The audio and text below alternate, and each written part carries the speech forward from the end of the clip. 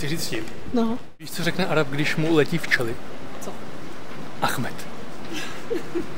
Dobrý, ne? Úžasný. Jsem myslel sám, kecam. Pořádně. Nazdar. Nazdar. Sám to hezky. Tam hodil saltíčko, tak to zabil. Dobrý, až dozadu.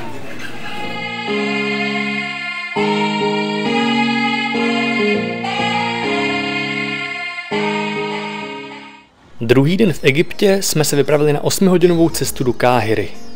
V Egyptě žije přibližně 100 milionů obyvatel. Z toho 9 milionů jich žije v Káhiře. V Káhiře jsme nejprve navštívili místní muzeum. Muzeum má 50 místností a 130 000 různých exponátů. Muzeum bylo založeno roku 1858. Založil ho Francouz Auguste Mariette a nachází se v klasické budově z roku 1902 v severní části náměstí Osvobození. Současná prostorová kapacita muzea přestává vyhovovat. Z toho důvodu byl v roce 2002 položen základ nové muzejní budovy.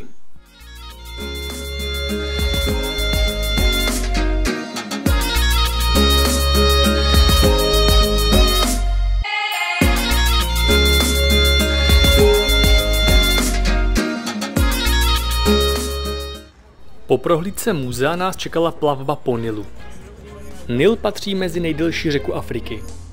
Jeho délka je přibližně 6,5 tisíce kilometrů. Oblasti podél Nilu jsou považovány za jediné úrodné prostředí v Egyptě. Podél Nilu v Káhiře se nachází spousty luxusních hotelů. Najdeme zde například známý hotel Four Seasons.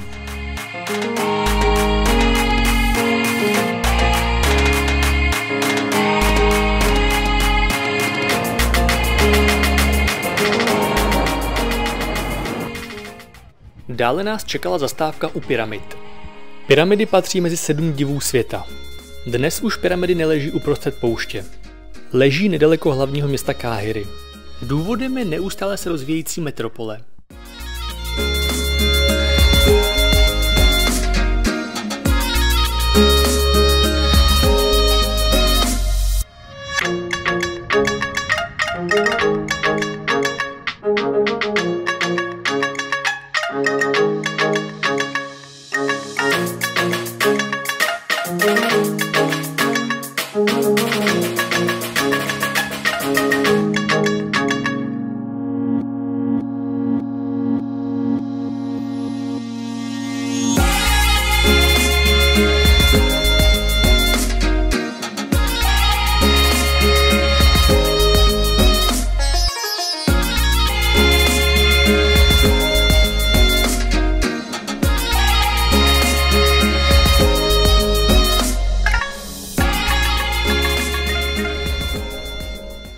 Překvapení.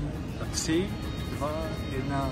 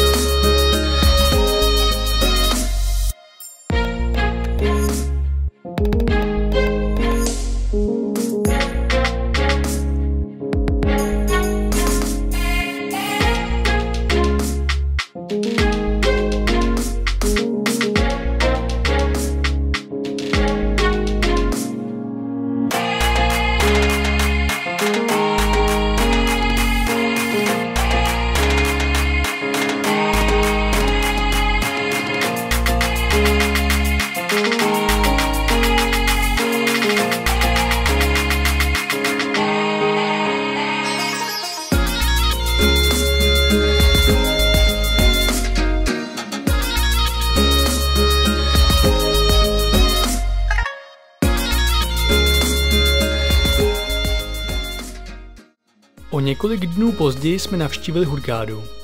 Hurgáda je přístavní město na pobřeží Rudého moře. Žije zde více než 200 000 stálých obyvatel. Najdeme zde také několik mešit, rybí a zeleninové trhy a krásný přístav Marina plný luxusních lodí a restaurací.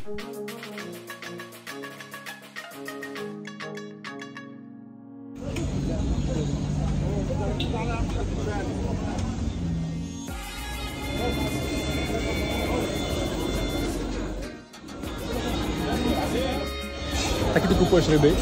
Já bych šel do restaurace asi.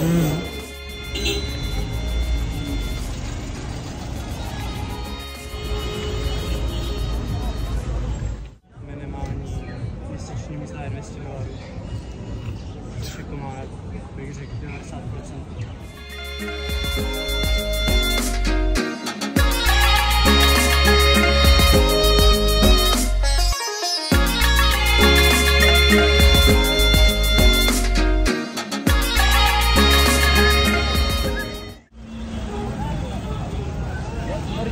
Paní s bágem na hlavě.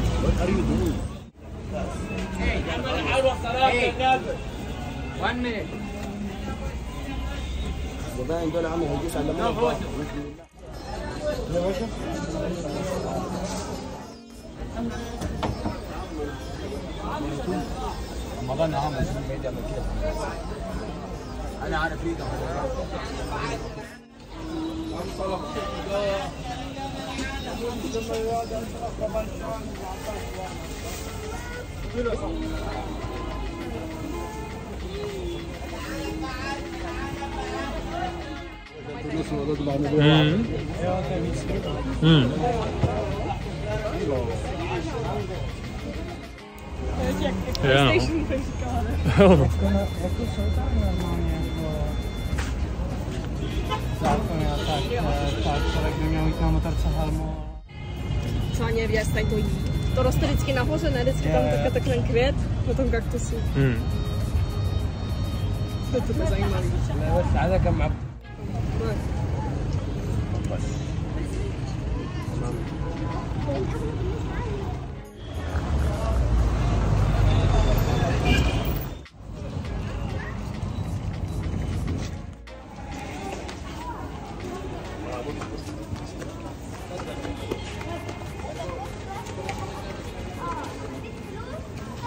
Mešity, tak to jsou jako státní budovy, tohle z toho jako... Ne. Tohle ne.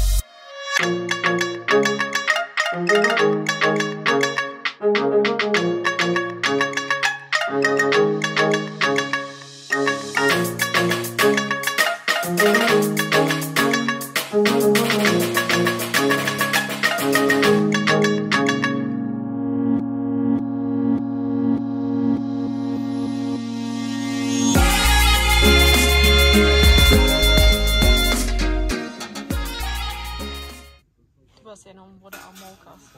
Asi jo. Voda. Pohorky to. Jo? Ještě.